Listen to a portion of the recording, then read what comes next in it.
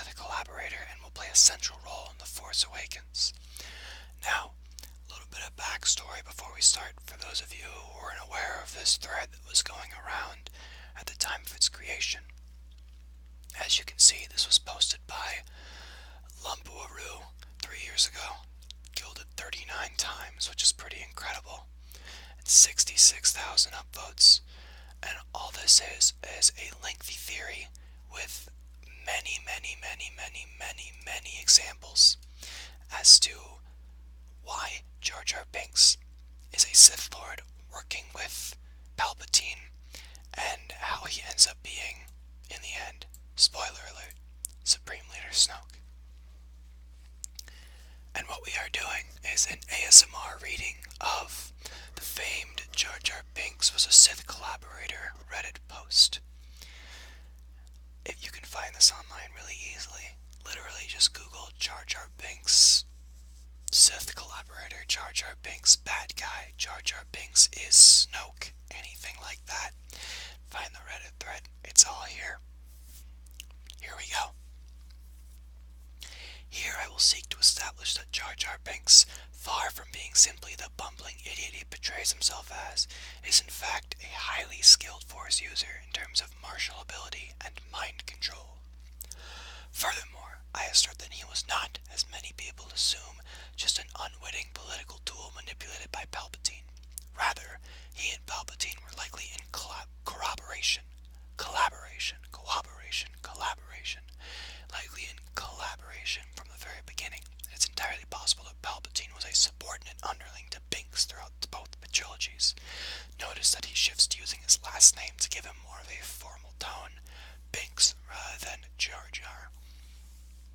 And finally, given the above, I will conclude with an argument as to why I believe it is not only possible, but plausible, ladies and gentlemen, not only a thing that could happen, but a thing that, is more than 0.01% chance that Jar Jar will make a profound impact on the upcoming movies and what his role may play.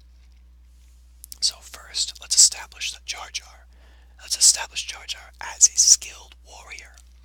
While this does not in and itself necessitate a connection with the physical force, it's highly suggestive in the Star Wars universe. Very rarely do we see normal characters exhibiting extraordinary stunt work or physical feats unless they are Jedi, Sith, or at least Force sensitives. So here's Jar Jar nonchalantly executing a standing 20-foot twisting somersault. I would click on these links, but the audio would play, and I believe my YouTube player would make it very loud, so I'm going to try to avoid that. Links are all here, you can find everything online, and, if you've seen the movies, odds are you remember a couple of these scenes. Now, if you take this out of context, if you were watching a Star Wars movie and saw a character casually execute this maneuver, you'd probably assume it was a Jedi. In the context of Jar Jar, though, we don't, because elsewhere he so thoroughly convinces us that he's nothing more than a harmless dunce with his inane dialogue and cowardly lion act. He also manages to convince us that he's a bumbling oaf in the midst of pitched battle, even though he's always incredibly, amazingly successful. Whether single-handedly taking down a battle droid tank, or unleashing a barrage of boombas on the front line, or precisely targeting multiple enemies with a blaster tangled around his ankle, which did happen, I do remember that actually. We simply roll our eyes and attribute it to dumb luck. But is it? Obi-Wan warned us otherwise. I think that's a quote about Obi-Wan saying there is no luck, only skill, or something to that effect. It's been a while. This is one of the main reasons we as an audience hate Jar Jar so thoroughly. He breaks the fourth wall. He shatters our suspension of disbelief, because we know that no one is really that lucky. We dismiss things as a lame, cliched trope. The silly, pathetic oaf who always seems to inadvertently save the day. I posit that, instead, this is a deliberate facade on the part of Jar Jar as a character, and on the part of the writers and animators. As we know, the Jedi themselves are inspired by Shaolin monks, and there's a particular kung fu discipline that Jar Jar's physicality is purposefully modeled upon, which allows him to appear goofy and uncoordinated even as he lays waste to his enemy, namely Sui Quan, or Drunken Fist Wushu. If you haven't seen this fighting before, I would look up a really basic video on it. It's really neat. It's a bunch of dudes who look like they're completely wasted, completely smashed, and could also beat the crap out of you while looking like that. It's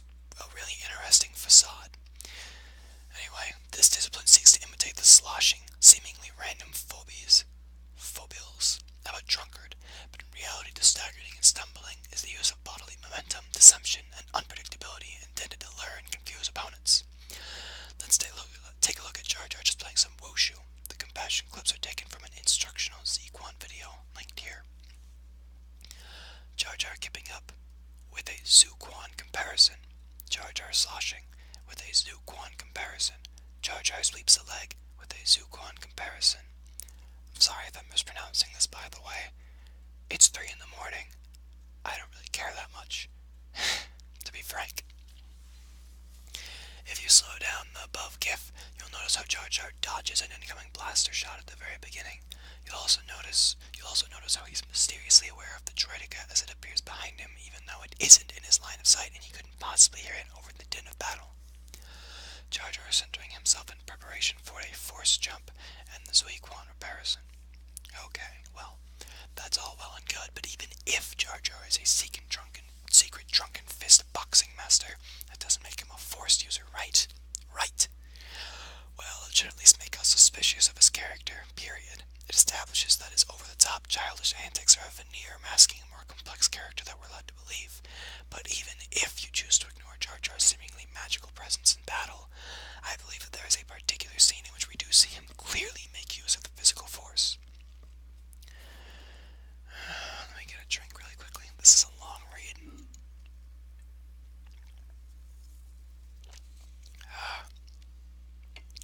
Okay. Apologies for that. I hope that wasn't too loud. In TPM, The Phantom Menace. When Jar Jar and the Jedi ambush the droids and rescue the Queen and her entourage, Jar Jar accidentally botches his leap from the balcony. A few frames later, he is seen dropping from the opposite side of the balcony, which would seem to be quite impossible without a force-assisted jump and or force sprint of some kind. Let's take a look at the full scene. Jar Jar ambush. Notice that as they sneak up, Jar Jar is just as effortlessly stealthy as his Jedi counterparts. Interesting. Now, as I said, we see Jar Jar get hold of the balcony on the far right side, but then he drops to the ground on the far left. Easy to dismiss as a continuity or framing error, I suppose, except that one of the droids continues to fire at Jar Jar's initial position, even as we see him drop elsewhere. Here it is in slow motion. Excuse me for one moment, I feel the urge to cough. I'm going to turn off my microphone.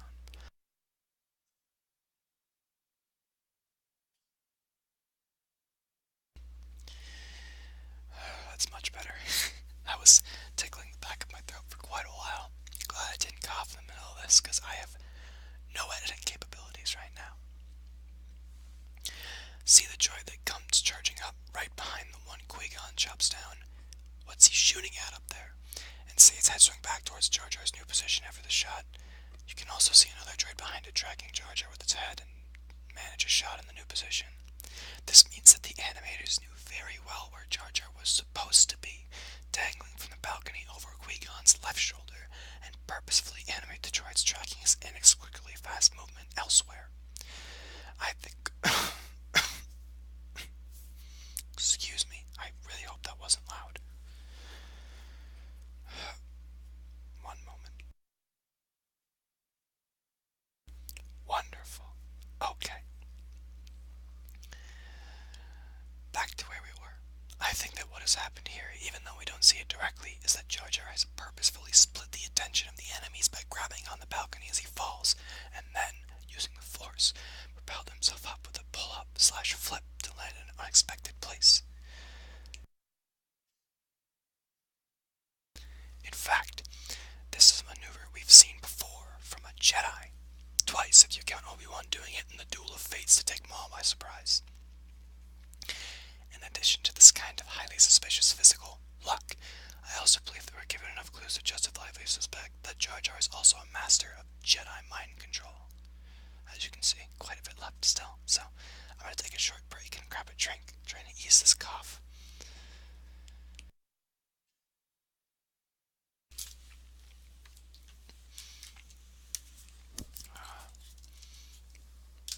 Good old bottle of water.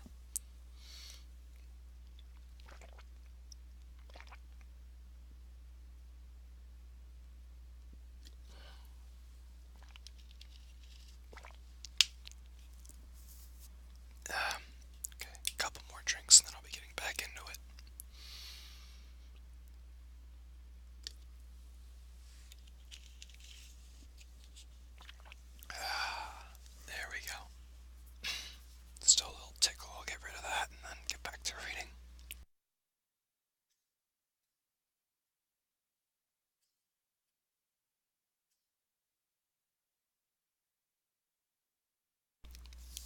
Okay, back at it for round two.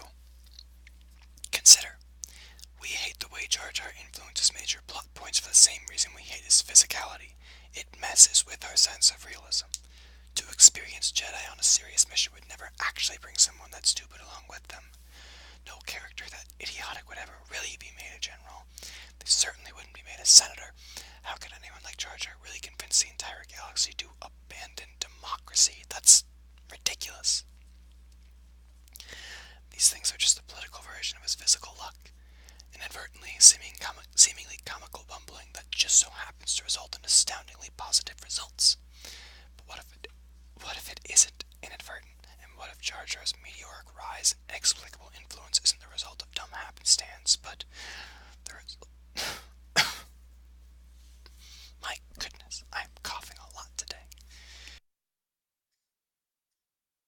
Thank goodness I can turn off my mic.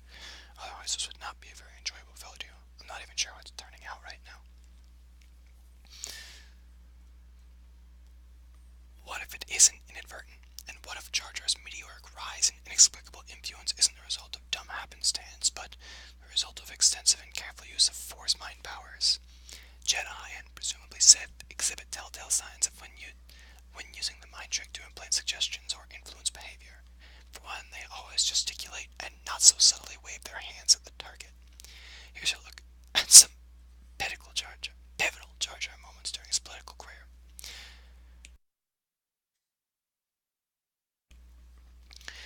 Jar Jar hand waving his way towards a promotion to Bombad General, and Jar Jar waving his way towards a promotion to the Senate. Jar Jar using force persuasion as he hand waves the entire Galactic Senate and ushers in the death of democracy. Actually, if you watch the prequels with the idea that Jar Jar might be a manipulative dark character, you begin to notice just how insidious and subtle his manipulation is, and how effective in almost every sequence he's involved in, and also just how hyper-aware of the overarching plot he really is. Example. Jar Jar tricking the Jedi into traveling to the planet Core so that they need him. Jar Jar carefully causing a scene so that they run into Anakin. Jar Jar constantly mocking Qui-Gon behind his back while Anakin is watching, so that Anakin learns disrespect for Jedi authority early on. Jar Jar telling an 8-year child that the Queen is pretty hot, fanning the flames of the child's infatuation that is exploited later on. And I could go on. Now, if you lend even the slightest credence to my points above and acknowledge the possibility that Jar Jar might not be an idiot, you're almost forced to conclude that Jar Jar Binks and Palpatine were co-conspirators. If Jar Jar is putting forth an elaborate act to deceive people, it means he's not a fool. And if he's not a fool, it means his actions in Episode 2 that facilitate Palpatine's plans are not those of an unwitting tool, they are those of a partner. Remember...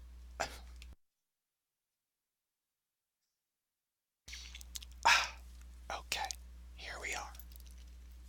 Remember, Palpatine and Jar Jar are from the same planet, which in the scale of Star Wars universe is like growing up as next-door neighbors. It's entirely possible that they knew each other for years prior to the Phantom Menace. Perhaps they trained together, or one trained the other. And Naboo is really a strange planet. Actually, remember those odd ancient statues with a third eye? Naboo is the kind of place an outcast Gungan might find a Sith holocron or two. But that's just speculation. Let's stick to what we know. What we know is that even after Palpatine is elected as Chancellor, years after Jar Jar has been tricked into helping him, Palpatine still hangs out with Jar Jar in Revenge of the Sith. Why? Wouldn't he be a constant source of public's embarrassment? This is the same character who can't walk 5 yards without stepping in voodoo or squealing like a rabid donkey, right? What use does he have now? Why is he still the right hand of the most powerful person in the galaxy? Could it be in fact that Jar Jar is the most powerful person in the galaxy? Fine, maybe.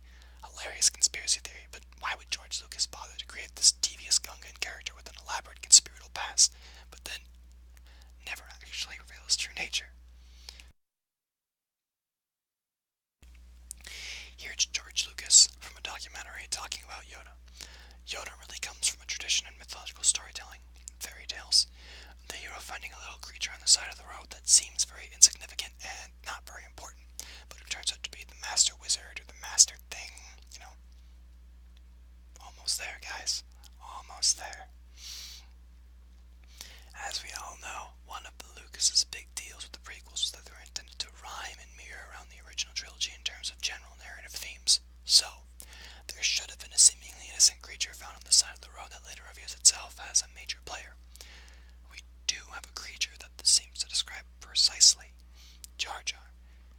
course, he never develops into a master anything. I mean, here's what I think happened.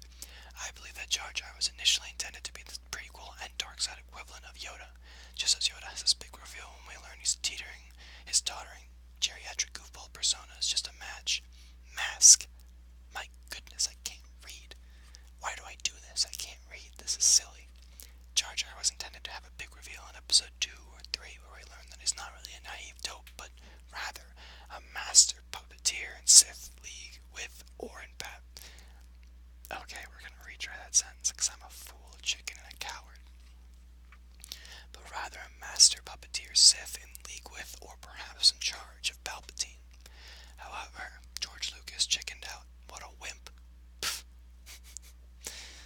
The fan reaction to Jar Jar was so vitriolic that this aspect of the trilogy was abandoned. Just too risky. If Jar Jar is truly that off-putting, it's potentially ruinous to Star Wars' legacy to imply that he's the ultimate bad guy of the entire saga. So, pretend that he was just a failed attempt at comic relief instead. One moment, please.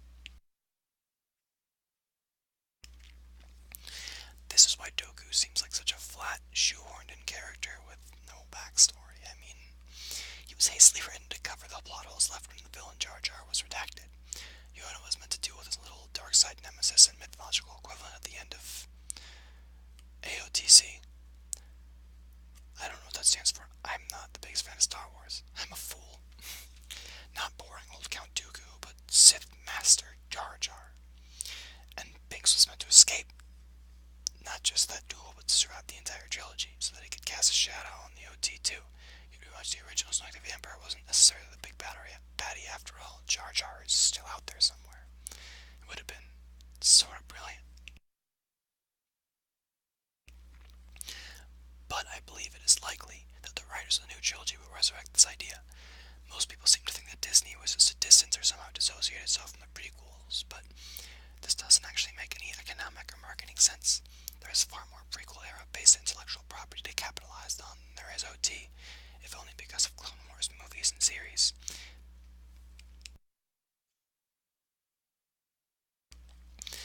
Billions of dollars in iconic toys, images, characters, games, park rides, food. Food. That's funny. Would you like a Star Wars burger? Yeah, can I get extra Han Solo sauce? Anyway, that an entire younger generation grew up on. Disney is not going to pretend that over half of the $4 billion in IP they bought simply isn't worth acknowledging. And anyway, we have behind-the-scenes TFA footage clearly showing imagery being reused from the prequels. Also, many of the flags above Maz's castle in the trailer are from TPM. The Phantom Menace. I know that one. No, it stands to reason that one of their primary goals would be to reinvigorate and ultimately try to redeem the prequels in the eyes of the fan base, to evaluate and improve them retroactively as much as possible. So, how do you do that? Jar Jar Binks has undoubtedly become the face of everything that is wrong with the prequels. He was too silly, too unbelievable, seemingly pointless. If you were able to somehow change the nature of Jar Jar from embarrassing idiot to jaw-dropping villain, suddenly the entire prequel trilogy must be seen in a new light, because it becomes a setup for the most astounding reveal in film history. Jar Jar Binks is Supreme Leader Snoke. Wow. And there you have it, ladies and gentlemen. In 20 minutes, we have gone through the entire synopsis of how Jar Jar Binks is really the big bad evil guy in all of Star Wars. Well, quite the adventure, at least I think.